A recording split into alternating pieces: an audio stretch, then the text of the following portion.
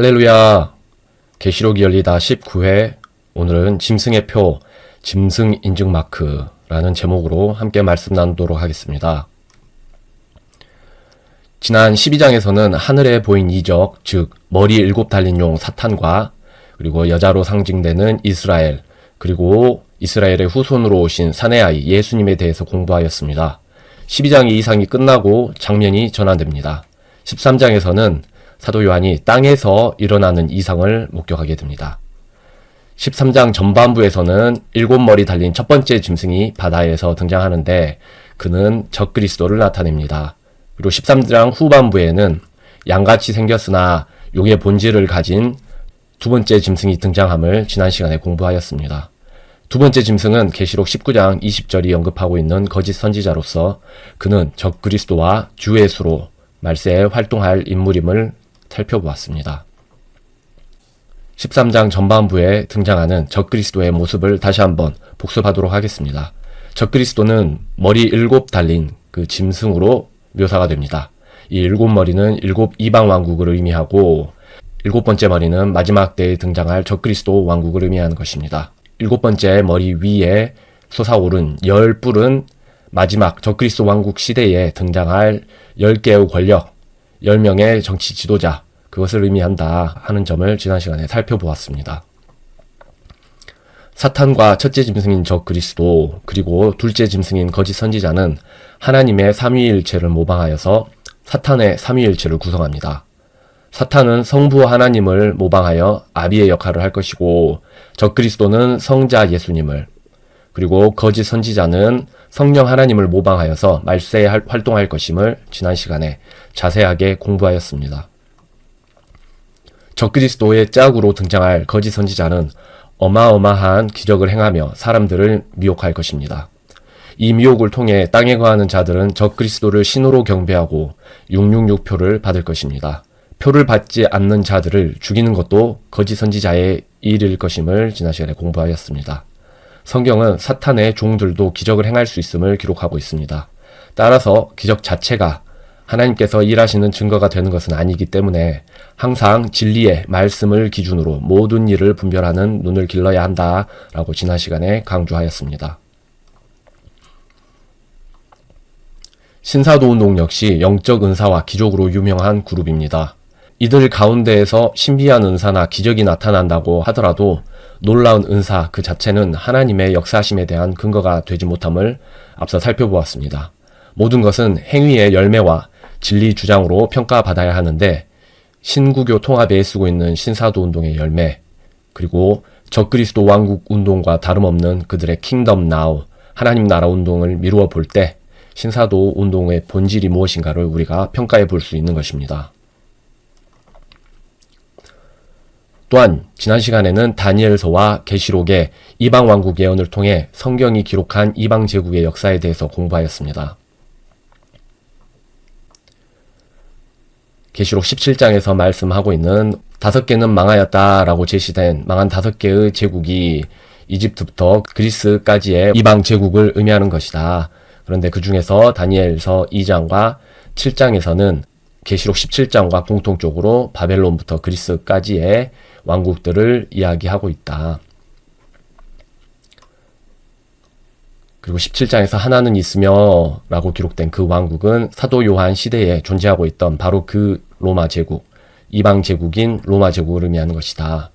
그리고 하나는 아직 오지 아니하였으되 라고 기록된 그 왕국은 말세에 부활할 후기 로마 제국인 적그리스도 왕국을 의미하는 것이다. 라는 점을 살펴보았습니다. 그리고 마지막으로 이 모든 이방 제국들을 파괴하고 마침내 등장할 예수님의 천년 왕국을 다니엘서 2장에서는 손으로 뜨지 않는 그 돌이 와서 이방 제국들을 칠 것이다 라고 표현을 하고 있습니다. 그런데 다니엘서 2장과 7장 그리고 계시록 13장 17장에서 공통적으로 이방 제국 시대의 끝에 10개의 권력으로 구성될 적그리스도 왕국이 등장할 것임을 기록하고 있습니다. 이 10개의 권력은 10발가락 또는 10뿔로 기록이 되어 있고 그리고 적그리스도는 11번째 왕으로 등장하여 앞서 등장한 새 뿔을 제거하고 8번째 뿔이 될 것임을 지난 시간에 자세히 살펴보았습니다. 특별히 다니엘서 2장은 말세에 인간을 대상으로 한 사탄의 거대한 음모가 있을 것임을 증거하고 있습니다. 인간을 상징하는 진흙에 쇠를 섞고자 하는 음모가 마지막 때에 있을 것임을 예언하고 있는 것입니다. 사탄은 수천 년간 인간의 인간성을 훼손하고자 시도해왔습니다. 사탄의 인간성 훼손 전략의 말세 버전이 인간을 쇠와 섞고자 하는 시도가 될 것임을 이해하는 것이 매우 중요함을 지난 시간에 다루었습니다. 하나님께서는 아담을 흙으로부터 창조하셨습니다.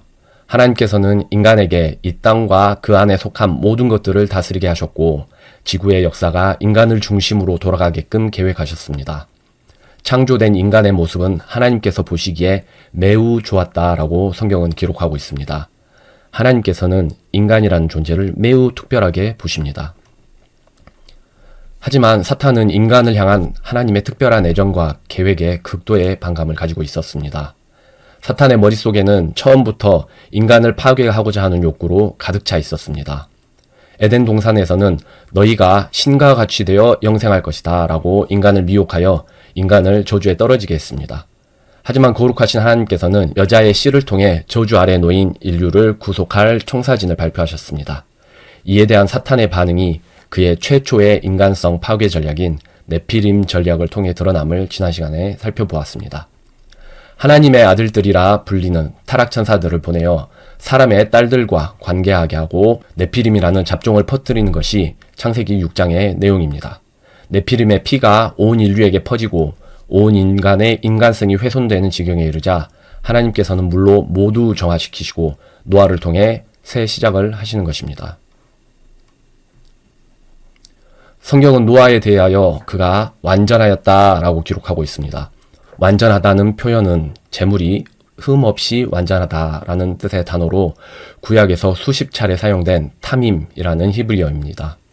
재물이 유전적 흠결이 없어야 하는 것처럼 노아와 그 가족들은 인류를 휩쓴 혈통의 오염으로부터 벗어나 인간으로서 본질이 완전했음을 의미함을 내포하고 있습니다.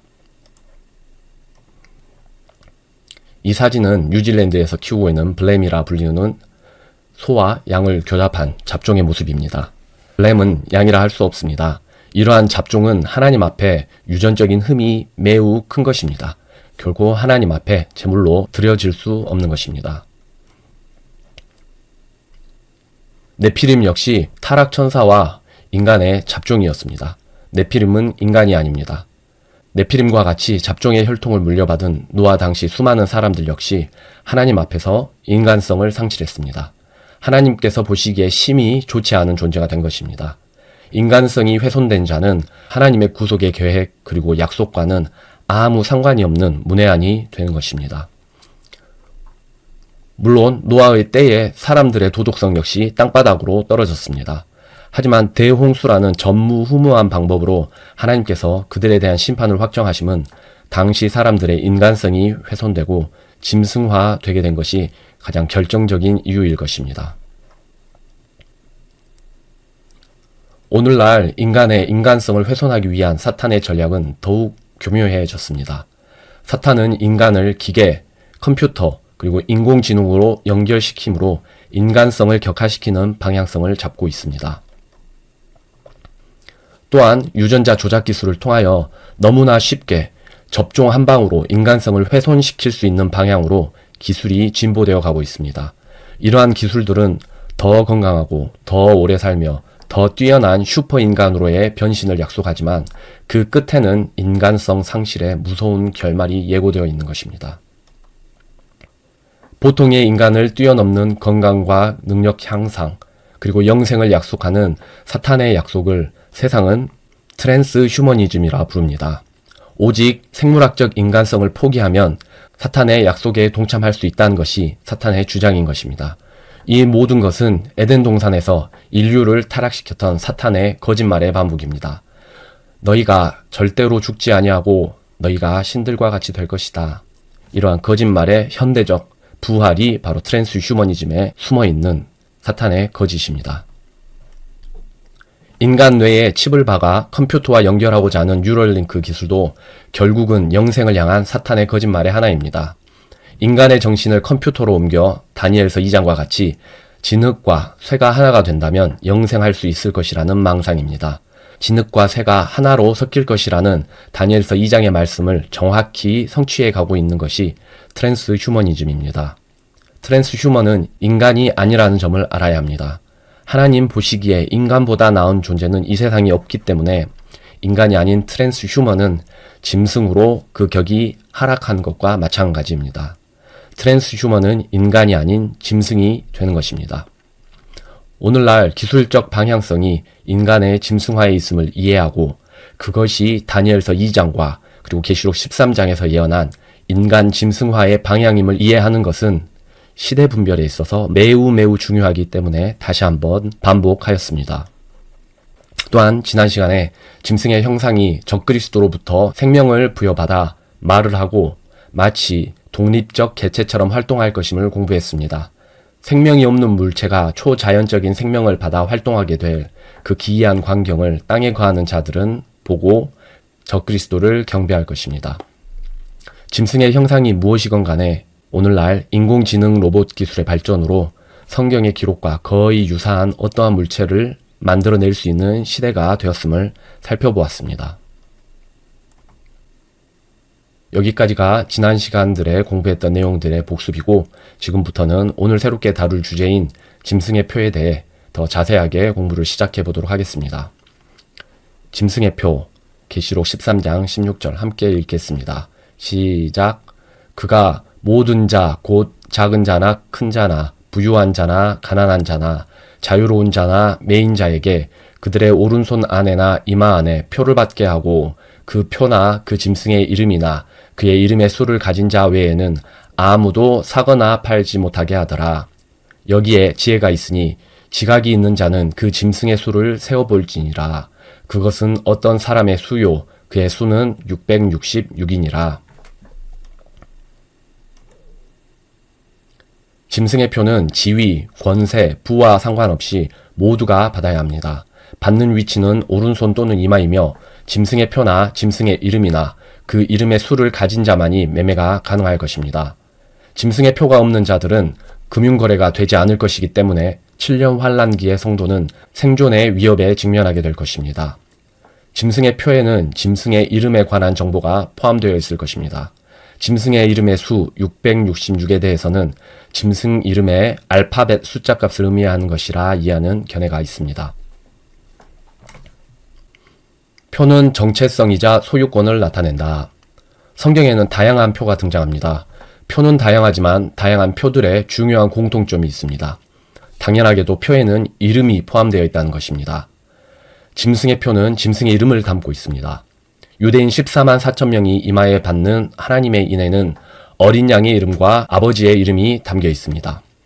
음녀 바벨론은 이마에 자신의 이름을 기록했습니다. 그리고 구약에서 대제사장이 이마에 두르는 금판에는 여호와께 성결이라 새겨져 있었습니다. 짐승의 표에는 짐승의 이름에 관한 정보가 담길 것입니다. 음녀 바벨론의 이마에도 본인의 이름이 적혀 있었고 하나님의 인에는 어린 양과 하나님의 이름이 그리고 구약의 대제사장의 이마에 다는 금패에도 하나님의 이름이 적혀 있었습니다. 예수님께서도 돌아가실 때에 빌라도는 예수님의 이름과 정체를 적은 명패를 적어 주었습니다.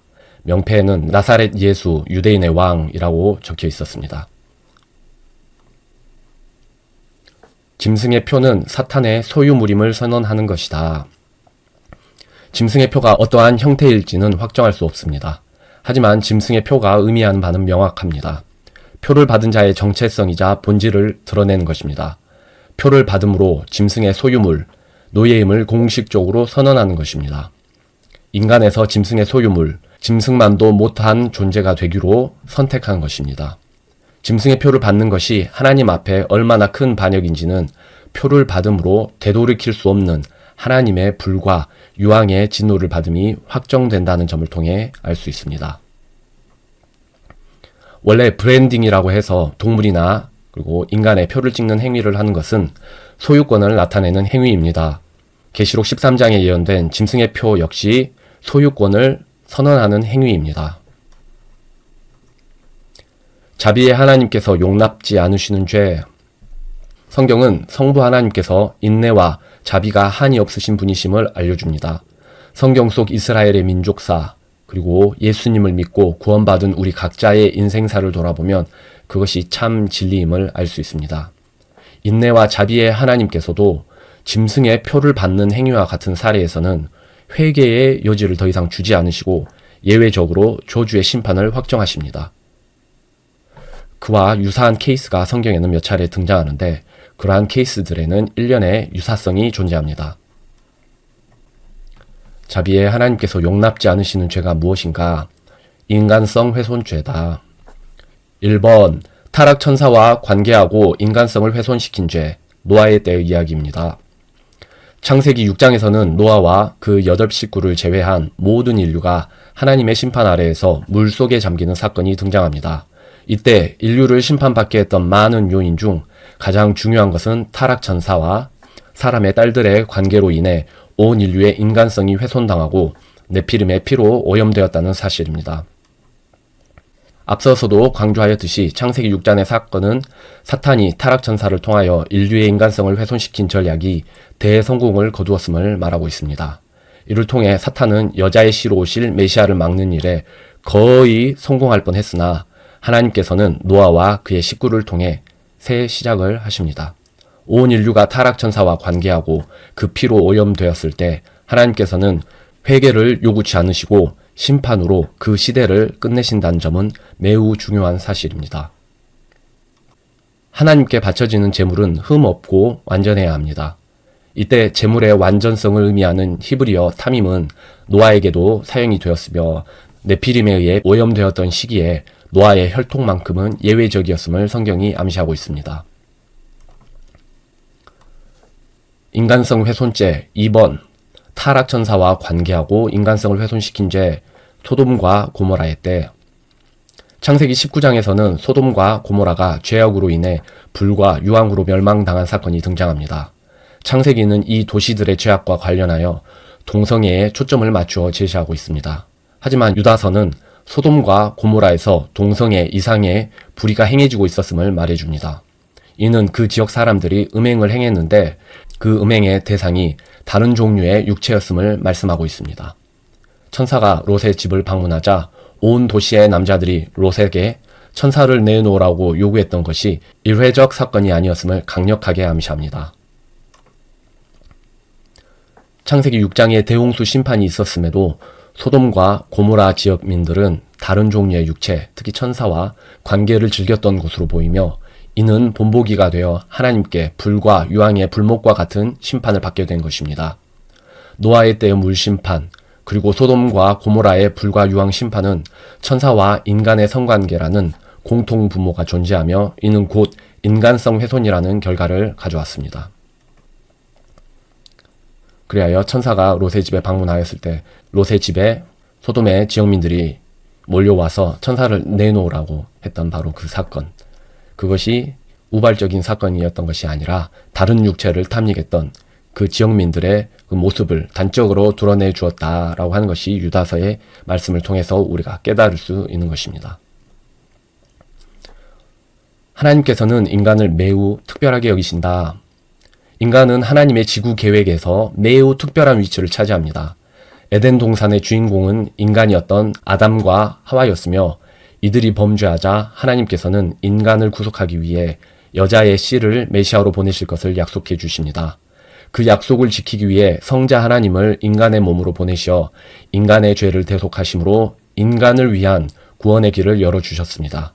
그리하여 모든 인간은 오직 예수님을 믿는 믿음으로 영생에 이르는 놀라운 기회가 주어진 것입니다. 이 놀라운 하나님의 은혜는 오직 인간에게 주어진 것입니다.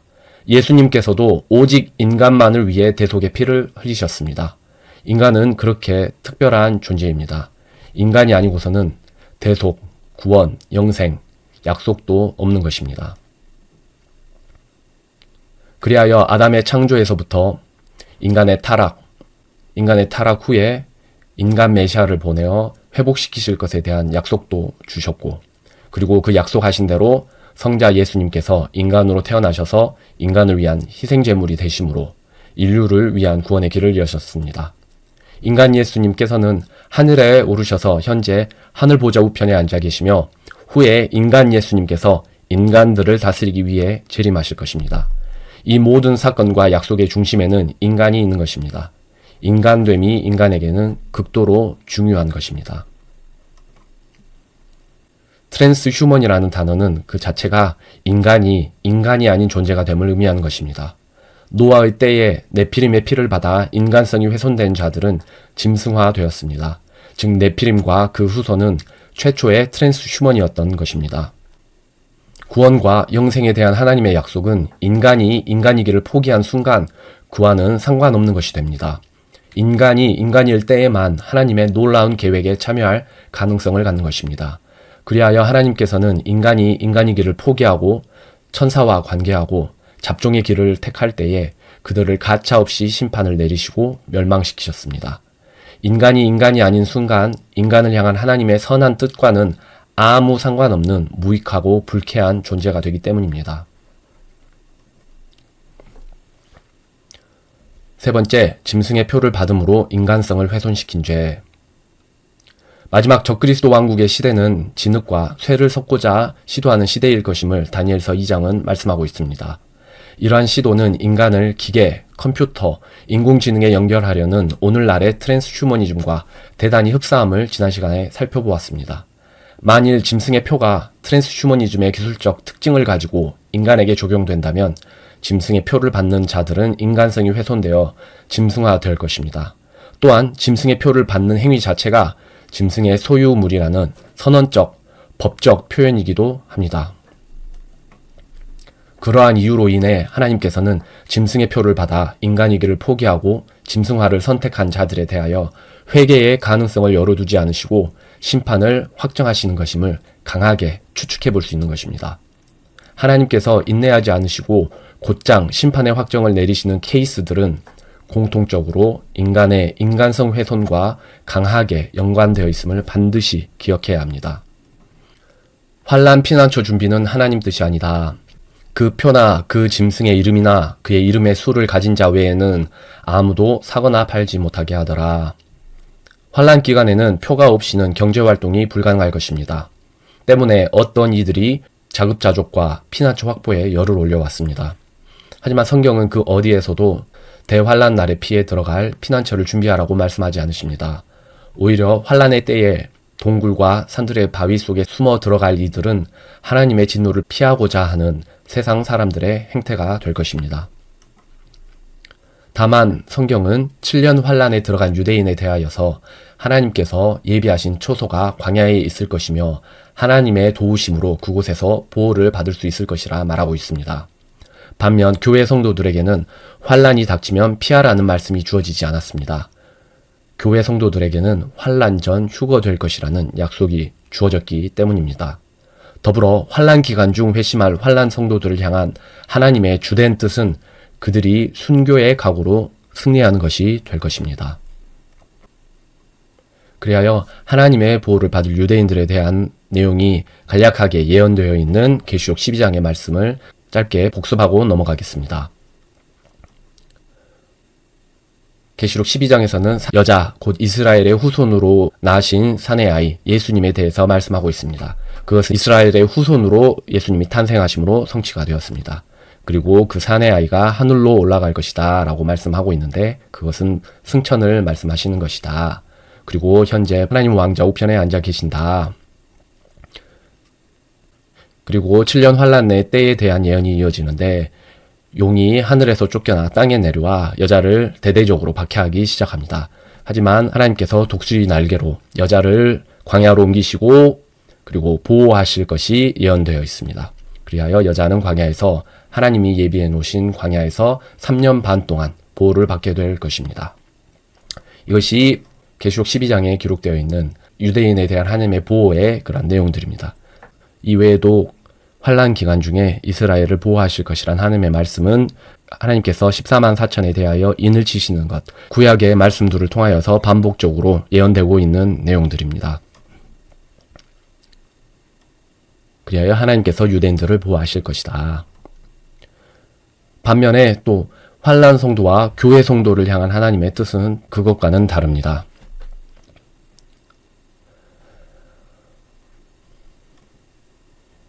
지금 우리는 교회 시대를 살아가고 있습니다. 지금 예수님을 믿고 구원받은 교회 성도들은 휴거로 환난 전에 하늘에 오를 것입니다.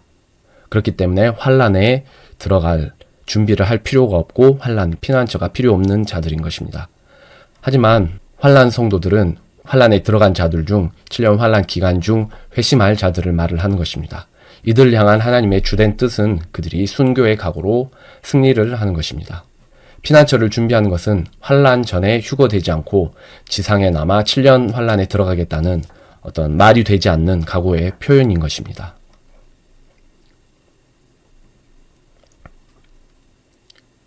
교회 성도는 말세가 다가옴을 볼수록 경각심을 가지고 예수 그리스도의 복된 휴거의 약속 가운데에서 잃어버린 한 영혼이라도 더 초대하기 위해 힘써야 합니다.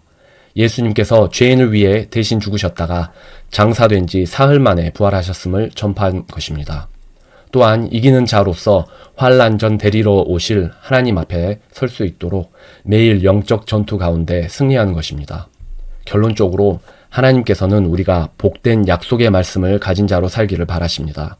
7년 환난에 남겨질 자를 자처하여서 그 준비에 몰두하는 것은 하나님의 선하신 뜻에 전혀 맞지 않는 것입니다. 짐승의 표 시스템의 전제 조건. 한편 짐승의 표를 받는 자만을 대상으로 금융거래가 가능하도록 하는 조치가 빈틈없이 이루어지기 위해서는 모든 상거래가 짐승의 감시 및 통제하에서 이루어져야 합니다. 이를 위해서는 암시장이 사라져야 하고 현금이 사라져야 하며 짐승이 모든 금융거래 이력을 실시간 감시, 통제할 수 있어야 합니다. 놀랄 것도 없는 것이 이 모든 것이 현금 없는 사회, 중앙은행 디지털 화폐 CBDC라는 이름으로 현재 전 세계 국가들에서 이루어지고 있는 정책적 방향입니다. 디지털 원화가 온다. 선진국도 디지털 화폐 도입 고민. 디지털 화폐 실거래 테스트 내년 초 시행. 현금 없는 통제 감시 사회가 좋은 사회인 것처럼 홍보하고 그 사회로의 이행을 채찍질하는 것은 정부, 학계, 재계, 언론계 할 것 없이 한마음, 한뜻으로 그렇게 진행되고 있는 것입니다. 현금 없는 버스, 현금 없는 매장, 이런 식으로 현금 거래하는 사람의 탑승을 금지시켜버리고 현금 거래하는 사람에게는 매매를 금지시켜버리는 이러한 행태가 사회 전반에 걸쳐서 확산되고 있습니다. 현금 없는 사회로의 이행은 유독 우리나라가 그 속도가 빠르기는 하지만 전 세계적으로 이루어지고 있는 방향성입니다. 마치 누군가가 현금을 없애라고 지시라도 한 것처럼 온 세상이 거기에 발맞춰서 나가고 있는 것이 지금의 현실입니다. 이미 세상은 개인의 그 어떤 금융거래도 정부의 전자적 감시를 벗어나 이루어질 수 없는 시대로 이행하고 있습니다. 바코드와 신용카드 출시 당시 이것이 짐승의 표가 아니냐 하는 오해가 있었습니다. 당연히 그 기술들은 짐승의 표가 아니었습니다. CBDC 등의 중앙은행 디지털 화폐 또한 그 자체는 짐승의 표가 아닙니다. 하지만 짐승의 표 출현을 기술적으로 완벽하고 용이하게 구현할 수 있도록 하는 것도 사실입니다. 그렇지 않았다면 중국을 필두로 아프리카 오지까지 모든 세계가 현금을 없애고 중앙은행 디지털 화폐를 도입하게끔 하려고 사탄이 이렇게 동분서주하지 않았을 것입니다. 네로에게 향을 바친 자만 매매가 허락되다. 로마 황제 네로는 자신을 신으로 선포하고 자신에게 드려지는 제단을 설치하여 시민들로 하여금 그곳에서 향을 바치도록 명령했습니다. 향을 바친 자들에게는 황제에게 희생물을 바쳤음을 증명하는 증서를 발급해 주었는데 이 증서를 가진 자만이 로마 시장에서 공식적인 매매에 참여할 수 있었습니다. 즉 로마 황제를 신으로 인정하는 의식을 통해 표를 받아야만 경제활동을 할 수 있었던 것입니다. 네로는 여러 측면에서 장래에 올 적그리스도의 예표로 기능했습니다. 네로를 주라고 신앙 고백을 하고 분양을 한 뒤에 증서를 받아야만 로마의 시장에서 공식적으로 매매를 할 수 있었습니다. 짐승의 표의 원시적 형태인 것입니다. 짐승의 표는 어떤 모습일까? 짐승의 표는 짐승의 이름과 관련된 정보를 내재하고 있을 것입니다. 또한 트랜스휴머니즘 기술이 적극적으로 적용되었을 가능성이 있음을 앞서 살펴보았습니다. 어쨌든 성경은 표의 구체적 형태와 관련해서 자세히 말하고 있지 않습니다. 다만 표가 어떻게 구성되어야 짐승의 표 시스템이 성경이 말씀한 대로 효과적으로 운영될지 추측해 보는 것이 최선입니다. 먼저 짐승의 표는 눈에 보이는 표식 부분과 그리고 눈에 보이지 않는 디지털 코드 부분으로 구분될 것으로 추측해 볼 수 있습니다. 눈에 보이는 표식 부분은 문신과 같을 것입니다. 육안으로 식별이 가능하도록 피부 조직에 표시될 것이고, 이 표식은 보는 누구라도 그가 표를 받은 자임을 인식할 수 있도록 모든 사람이 동일한 형태를 띨 것입니다. 또한 짐승에 대한 변함없는 충성과 경배를 나타내며 표를 받는 자가 짐승의 소유물이 되었음을 인정하는 표시가 될 것입니다. 소유자가 짐승, 곧 적그리스도이기 때문에 표를 받는 자 역시 짐승화 되었음을 선언하는 것입니다. 두 번째, 눈에 보이지 않는 디지털 코드 부분은 각 개인을 식별하는 바이오 디지털 신분증으로 기능할 것입니다. 이 바이오 디지털 신분증을 인증하고 나서야 비로소 금융거래가 가능해지도록 기능할 것입니다. 그래서 참고용 이미지 드립니다. 짐승의 표를 신뢰할 수 있는 후보 기술들은 시중에 많이 나와 있지만 그 기본적인 구조는 앞서 살펴본 바와 같이 추측할 수 있습니다. 첫 번째로 누구라도 식별할 수 있도록 피부에 노출된 형태의 각인이 찍힐 것이고, 두 번째로 외부에 굳이 노출되지 않는 형태로 디지털 생체 코드가 삽입되어 금융거래 등을 할 때에 본인 인증 수단으로 활용될 수 있을 것입니다. 이러한 디지털 문신 기술은 짐승의 표로 기능할 수 있는 많은 후보 기술 가운데 하나입니다. 문신 기술 하나로 다 할 수 있는 미래에 그리하여서 산업통상자원부가 3, 4년 전에 올린 그런 영상입니다. 문신 기술 하나로 모든 것, 매매, 금융거래, 본인 인증 가능한 시대가 온다. 디지털 문신뿐만 아니라 짐승의 표로 기능할 수 있는 기술들 중에는 유명한 베리칩이라든지 그리고 마이크로 니들 기술 등등 여러 가지 기술이 있습니다. 뉴럴링크도 대표적인 짐승의 표 후보 기술의 하나입니다. 많은 기술 중 뉴럴링크는 특별히 경계심을 가지고 지켜볼 필요가 있습니다. 인간의 뇌를 컴퓨터와 직접 연결하여 인간의 생각이 AI 및 컴퓨터와 연동되게 하는 이 뉴럴링크 기술은 짐승의 표 역할을 가볍게 수행해낼 수 있을 뿐 아니라 마지막 때에 새와 진흙을 섞고자 하는 시도가 있을 것이라는 다니엘서 2장의 예언을 정확하게 구현해내는 기술입니다. 또한 인간을 컴퓨터화시켜 영생하고자 하는 트랜스휴먼 기술, 즉 인간을 짐승화하는 기술입니다. 죽지 않고 영원히 살 것이라는 에덴 동산에서의 거짓말의 말세 버전이기도 합니다.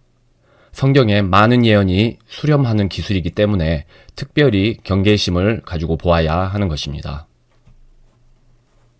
손이나 이마를 인증해야 한다. 짐승의 표를 받는 위치는 오른손이나 이마가 될 것입니다. 흥미로운 점은 팬데믹 기간 동안 발열 체크를 이유로 사람들의 이마를 스캔하는 일이 거리낌 없는 일상이 되었다는 점입니다. 또한 금융기관들에서는 한손 인증, 안면 인증 등 성경 말씀과 동일한 신체 부위를 개인 식별용으로 채택하여 운영하는 사례가 증가하고 있습니다. 이것들은 당연히 짐승의 표가 아닙니다. 다만 이러한 초보적인 형태의 신체 인증 시스템들은 궁극적으로 짐승의 표 시스템을 지향하고 있으며 무엇보다도 사람들의 마인드를 짐승의 표 시스템에 반감 없이 적응할 수 있도록 착실히 훈련시켜 나가고 있는 모습으로 볼 수 있는 것입니다. 코로나 기간 중 이마를 스캔하지 않으면 어디 출입할 수도 없고 매매할 수도 없는 그런 마지막 때의 삶을 우리가 연습했습니다. 그리고 금융권에서는 선도적으로 생체 인증을 시범 적용해 보고 있습니다. 그런데 그들의 시범 운용은 거의 예외 없이 성경에 기록된 신체 부위와 동일한 곳을 인증하는 방식으로 운영됩니다. 이마와 오른손의 표를 인증하지 않고는 금융거래를 할 수 없게 될 마지막 때를 사람들에게 연습시키는 그런 모양새입니다. 하나님의 인대 짐승의 표. 하나님께서는 당신의 사람들에 대한 소유권을 정하시고 그들을 구원하고 보호하시기 위해 인을 치십니다. 하나님께서 치시는 인은 영적인 것이기 때문에 초자연적으로 식별됩니다. 모방의 대가인 사탄은 하나님의 인을 모방하여 짐승의 표를 땅에 거하는 자들에게 줍니다. 짐승의 표를 받는 이들은 표를 받음으로 그들의 충성을 서약하고 사탄은 그들에 대한 소유권을 확정합니다. 짐승의 표는 피부 조직에 영구적이고 물리적인 각인을 남기는 형태일 가능성이 있으며 문신이나 각인과 같이 눈으로 식별할 수 있을 것입니다. 문신과 짐승의 표. 하나님께서는 율법으로 살에 표식을 남기지 말 것을 명령하셨습니다. 십계명 등의 율법은 시대를 불문하고 죄가 무엇인지에 관한 교훈을 주시고자 하시는 하나님의 의도가 담겨 있습니다. 율법에 담긴 하나님의 뜻을 이해하고 그에 따라 살고자 하는 태도에는 유익이 있습니다. 하나님께서는 구약시대에 문신을 금지하시며 어떠한 교훈을 인간이 얻기를 바라셨을까요? 하나님께서는 예수님의 피를 주고 사신 인간이 하나님 외에 다른 어떠한 것의 소유물 되기를 원하지 않으십니다. 다른 것의 소유물 되었다는 표식을 피부에 남기는 것도 당연히 원하지 않으십니다. 사탄은 다양한 매체를 활용하여 사탄과 그 악을 상징하는 문신을 새기는 것을 패션의 일종으로 사람들에게 교육해 왔습니다. 그리하여 많은 이들의 마인드가 문신을 통하여 악한 상징을 몸에 받는 것에 대해 거부감이 없도록 지속적으로 교육되고 있습니다. 문신 유행은 세상의 악한 풍습이자 사탄의 짐승의 표 교육의 일환입니다. 악은 그 모양이라도 버리는 것이 유익한 것입니다. 신성 모독의 수 6. 여기에 지혜가 있으니 지각이 있는 자는 그 짐승의 수를 세어볼지니라. 그것은 어떤 사람의 수요 그의 수는 666이니라. 짐승의 이름의 수 666에 앞서 성경에서 숫자 6을 어떻게 사용하는지 살펴볼 필요가 있습니다. 숫자 6은 인간이 6일째에 창조되었다고 하여 인간의 수로 여겨지며 또한 완전수 7에서 하나가 모자란다고 하여 불완전성을 의미한다고 여겨지기도 합니다. 거인족 네피림의 후예인 골리앗은 하나님을 모독하는 존재를 대표적으로 상징합니다. 당시 거인족들은 특징적으로 손가락, 발가락이 각각 6개씩 달려 있었습니다. 또한 골리앗의 키는 6규빗이었고 6개의 무기를 들고 다녔으며 창의 무게는 600세겔이었습니다. 다니엘서 3장에서 바벨론 왕 느부갓네살은 자신의 우상을 세워 그것에 절하지 않는 자들을 죽이라 명합니다. 이때 세워진 신성 모독적인 우상은 짐승의 표를 예표합니다. 우상의 높이는 60규빗, 너비는 6규빗이었으며 6가지 악기가 연주될 때에 모든 사람은 우상에게 절해야 했습니다. 다윗은 부족한 와중에 하나님 앞에 신실한 삶을 통해 많은 부분에서 예수님을 상징하는 삶을 살았습니다. 반면 솔로몬은 모든 면에서 최고였으나 시간이 지나면서 교만과 신성 모독적인 삶을 살게 됩니다. 이는 마치 너는 지혜가 충만하며 아름다움이 완전하다. 내가 창조된 날부터 내가 내 길들에서 완전하였는데 마침내 내 안에서 불법이 발견되었도다 라는 평가를 받았던 사탄을 떠올리게 합니다. 그리하여 성경은 솔로몬을 특징적으로 규정하는 숫자로 6을 제시합니다. 솔로몬의 연수입은 근 666달란트였으며 그의 왕좌에 이르는 계단은 6계단이었습니다. 이상의 사례들과 같이 성경에서 숫자 6이 강조되었을 때 그것은 많은 경우 불완전함과 신성 모독을 지칭하는 것임을 알 수 있습니다. 666.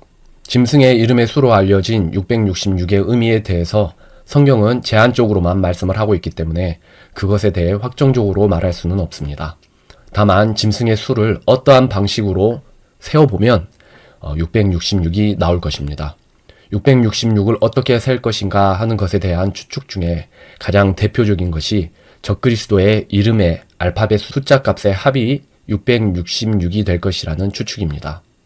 참고로 헬라어, 라틴어, 히브리어 등의 언어는 알파벳에 숫자 값이 주어져 있습니다. 헬라어 숫자 값, 그리고 히브리어 숫자 값, 이런 식으로 각 알파벳에 숫자 값이 주어져 있습니다. 이름의 숫자 값의 합이 666일 것이라는 주장에는 몇 가지 해결해야 할 부분들이 있습니다. 헬라어, 히브리어, 라틴어 중 어느 언어를 기준으로 666을 구해낼 것인가? 또 적그리스도의 이름이 타국 언어로 된 이름일 경우 해당 언어로 바꾸는 과정에서 어떠한 알파벳을 사용하여 이름을 표기할 것인가 하는 이러한 문제들이 있을 수 있습니다. 참고로 네로 황제는 그 이름의 숫자값이 666이라 하여 적그리스도로 많이 오인되었던 그러한 인물 중에 한 명입니다. 이런 식으로 히브리어로 그 숫자값을 구했을 때 666이다 라고 그렇게 값이 구해지는데, 이렇게 산출된 666 값에도 그 맹점이 많이 있음을 살펴보기 위해서 그 예로 가져와 보았습니다. 그래서 역사적으로 지금까지 많은 존재 그리고 사람들이 666 숫자 값과 연결이 되어 왔습니다. 여기 살펴보시면 로마 황제에서부터 그리스 신화에 나오는 존재들, 그리고 니골라당, 이슬람의 무함마드까지 여러 인물들이 그 숫자 값을 666과 연결시킬 수 있었다. 숫자값 666은 참고용이다. 666 계산을 통해 적그리스도 후보를 찾는 일에 교회가 주의를 빼앗기는 것은 하나님이 바라시는 바가 아닙니다. 666으로 인해 수많은 자들이 말세의 적그리스도로 오인된 역사가 그것을 증명합니다. 666 짐승의 수와 짐승의 표의 정체는 마지막 때에 오해의 가능성이 없도록 확실히 드러날 것입니다. 짐승의 표인지 모르고 받았다고 주장할 수 없을 것입니다. 환란 기간 중에는 천사까지 나타나서 짐승의 표를 가리키며 그것을 받지 말라고 경고할 것이기 때문입니다. 결론적으로 교회 성도는 짐승의 표가 등장하는 환란 시기가 시작하기 전에 하나님께 채워 올림을 받을 것입니다. 그리고 환란 성도에게는 하나님께서 확실한 경고를 주심으로 짐승의 표에 대해 오해하지 않게끔 알려주실 것입니다. 하나님께서는 모든 시대의 성도가 666의 정체를 밝히기 위해 미리 과몰입할 필요가 없도록 모든 것을 다 정리해 놓으신 것입니다. 오늘의 말씀을 결론 짓겠습니다. 짐승의 표를 구현할 수 있는 기술은 베리칩, 전자문신, 마이크로니들 패치, 뉴럴링크 등 다양한 형태로 완성되어져 가고 있습니다. 다만 구체적으로 어떠한 기술을 사용하여 표를 완성할 것인지, 또 짐승의 이름의 수 666의 정확한 의미를 확인하는 일 등은 때가 되어야 드러날 것입니다. 짐승의 표 시스템을 구현할 수 있는 토대 역시 현금 없는 사회, 그리고 중앙은행 디지털 화폐를 통해 완성되어 가고 있습니다. 7년 환란의 때가 당장 와도 좋을 만큼 기술적으로 충분히 무르익어 가고 있는 것입니다. 표를 받는다는 것은 소유권을 나타내는 것입니다. 짐승의 표를 받는다는 것은 짐승의 소유가 된다는 것으로, 짐승에게 소유된 자는 짐승보다 못한 존재로 격하되었음을 만천하의 표를 받음으로 선포하는 것입니다. 그것이 짐승의 표의 숨은 의미입니다. 그리하여 짐승의 표를 받아 짐승으로 격하된 자들은 인간을 향하신 하나님의 선하신 뜻에 동참하지 못합니다. 그 옛날 인간성을 버린 노아의 때의 사람들, 그리고 소돔과 고모라 사람들처럼 회개의 기회 없이 심판이 기다리는 것입니다. 적그리스도, 그리고 짐승의 표, 666이 여기 있다, 저기 있다 주장하는 미혹들에 속아 부안회동해서는 안 됩니다. 반면 환란의 때를 향해 모든 것이 착착 준비되어져 가는 것을 보고도 잠들어 있어서는 안 됩니다. 환란 전 먼저 데리러 오실 예수님을 대망하며 면류관을 준비하는 삶을 살아야 합니다. 모든 기록된 환란은 반드시 일어납니다. 하지만 모든 일에는 순서가 있습니다. 환란 전에 교회를 채워 올리실 것에 대한 약속이야말로 말세의 계시록을 공부하는 교회 성도의 저 복된 소망인 것입니다. 구원을 가져다 주시는 하나님의 은혜가 모든 사람에게 나타나 우리를 가르치시되 경건치 아니한 것과 세상에 속한 정욕들을 우리가 거부하고 이 현 세상에서 맑은 정신을 가지고 의롭게 하나님의 뜻대로 살며 저 복된 소망과 위대하신 하나님 곧 우리의 구원자 예수 그리스도의 영광스러운 나타나심을 기다리게 하셨느니라. 이 소망의 약속 가운데에서 잃어버린 한 영혼에게라도 더 예수 그리스도의 복된 구원의 메시지를 전파하기에 쓰고 승리하시는 한 주 되시기 기도합니다. 감사합니다.